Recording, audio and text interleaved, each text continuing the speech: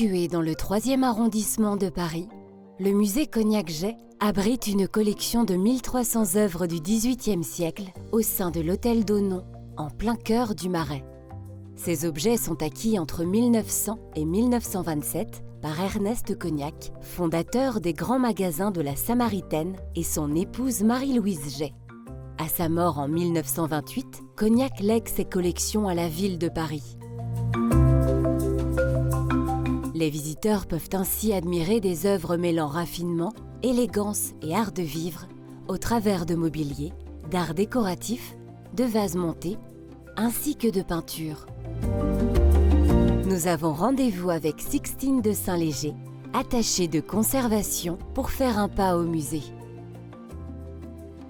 Le visiteur rentre dans l'hôtel d'Aunon et se retrouve dans cette cour d'honneur où on voit la façade en majesté. Il s'avance par la suite vers les salles des collections permanentes et va à la rencontre des fondateurs de la collection, Ernest Cognac et Marie-Louise Jay, dont les portraits accueillent le visiteur dans la première salle en introduction. Nous avons voulu leur rendre hommage.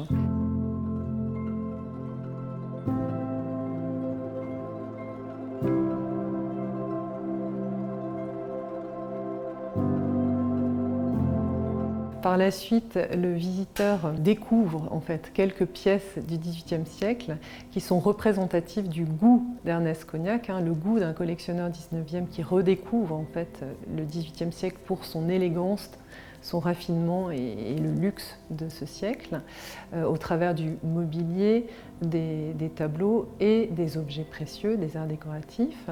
Nous avons voulu par la suite, dans la deuxième salle, proposer aux visiteurs un accrochage autour des portraits de la collection, autre grand tropisme du collectionneur. Alors des portraits français, de grands artistes, le grand pastelliste du XVIIIe siècle, le prince des pastellistes, Maurice Quentin de la Tour, dont le portrait La Présidente des Rieux, un des portraits les plus majestueux du XVIIIe siècle, accueille le visiteur en salle 2. Par la suite, nous poursuivons notre visite en salle 3 où des portraits intimes, nous allons à la rencontre des portraits plus royaux ou de la famille princière avec celui de Marie Lesinska, la femme de Louis XV par Natier. Le visiteur poursuit sa visite, son parcours au niveau 2 dans une salle consacrée, qu'on a voulu consacrer aux fêtes galantes. À la suite de Watteau, la société se retrouve dans des environnements de parcs, de plein air ou au contraire dans la sphère domestique de l'intime, et on voit cette société se livrer à des divertissements, de jeux, de conversations. Donc c'est une mise à l'honneur de ces sociabilités qui naissent au XVIIIe siècle.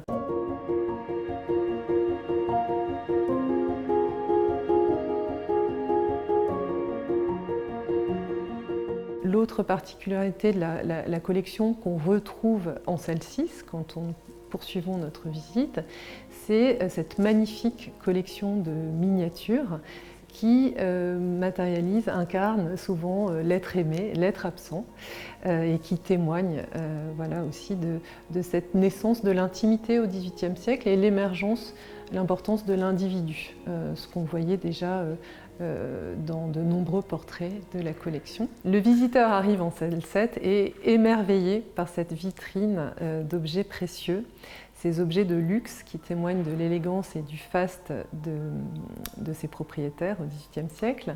Et dans cette vitrine se trouve un des chefs-d'œuvre de la collection, le célèbre pistolet à parfum.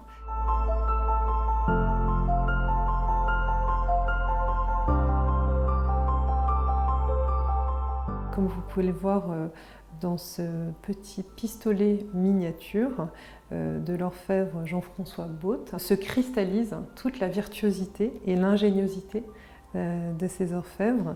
Vous avez ici magnifié la technique de l'émail, qui est une technique de grand feu, bleu et rouge, enrichi et magnifié par ce rang de perles fines.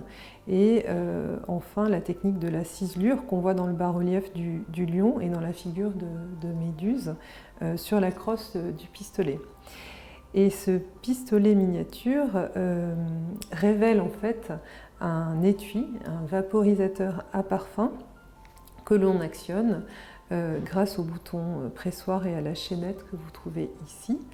Les pétales de fleurs s'ouvrent et dévoilent le pistil de la fleur percé de petits trous qui permettent de diffuser le parfum. Le réservoir se trouve ici et en l'emplacement de la cavité ici se trouvait le cadran d'une montre.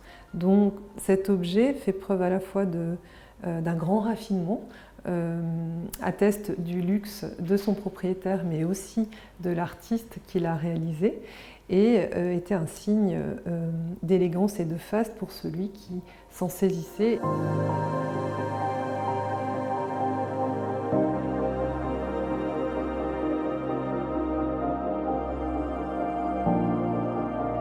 Arrivé en salle 8, le visiteur peut s'émerveiller devant une vitrine de vases montés.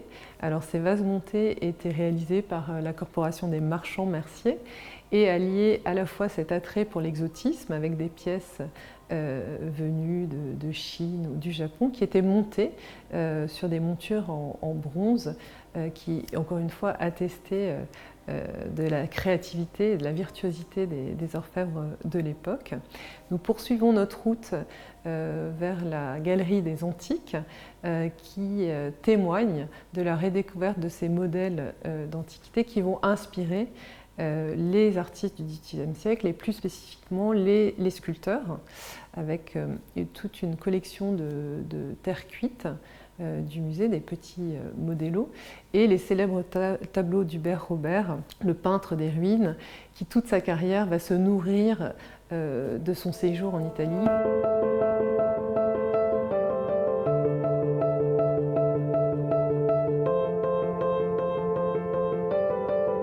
Nous nous trouvons ici en salle 10, nous avons gravi l'escalier d'honneur du XVIIIe siècle et arrivons dans la salle du lit à la polonaise. Alors le lit à la polonaise, c'est presque comme un lit à baldaquin.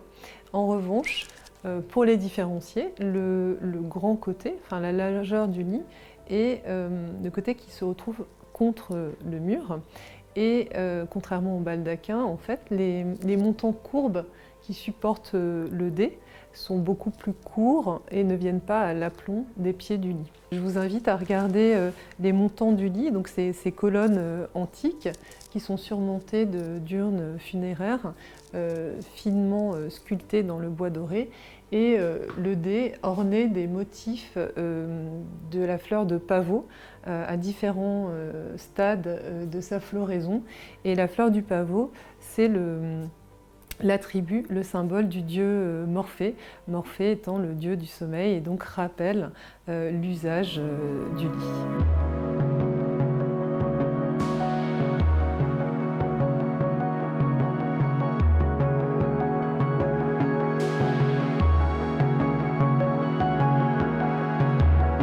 Les collections par la suite nous invitent à un voyage dans l'Italie du XVIIIe siècle au travers des œuvres de Canaletto et son contemporain Guardi, véritable carte postale ramenée du Grand Tour par les amateurs anglais mais aussi français qui souhaitent ainsi garder un souvenir de leur séjour en Italie. Nous poursuivons avec une autre singularité de la collection qui sont les portraits anglais. Ernest Cognac va très tôt s'intéresser à cette production outre-Manche et collectionner aussi les portraits de Reynolds, de Cotte ou Lawrence, célèbre artiste de la fin du XVIIIe siècle anglais.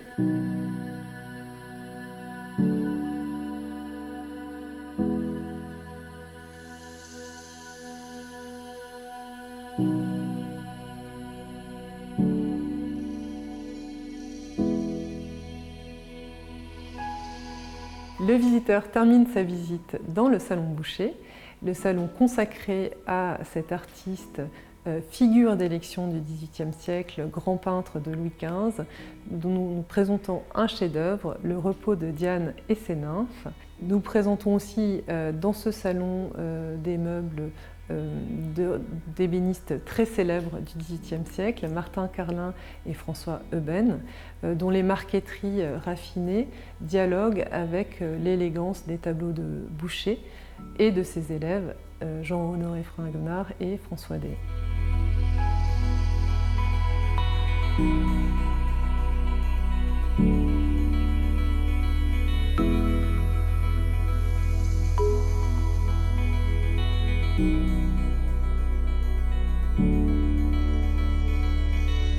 Nous sommes ici en présence du tableau réalisé par François Boucher en 1745, Diane et le repos des nymphes, où on voit la célèbre déesse de la chasse se reposer après sa séance de chasse, matérialisée par cette nature morte où on voit le gibier et le carquois et ses flèches, en compagnie de ses nymphes.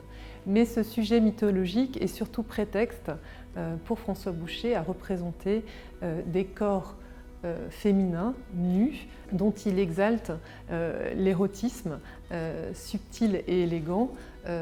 On voit tout le jeu du drapé qui révèle la poitrine, le détail de la main qui délace la chaussure. Et ce tableau servait d'ornement, comme le montre le contour chantourné de courbe, à un dessus de porte dans un hôtel particulier du Marais.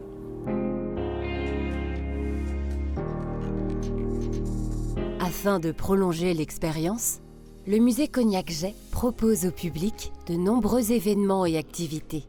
Les enfants, les adultes et les familles peuvent participer à des visites guidées thématiques, ainsi qu'à des ateliers sur les techniques graphiques et le modelage. Pour découvrir l'ensemble de ces œuvres, rendez-vous au musée Cognac-Jay, ouvert du mardi au dimanche de 10h à 18h pour faire un pas au musée.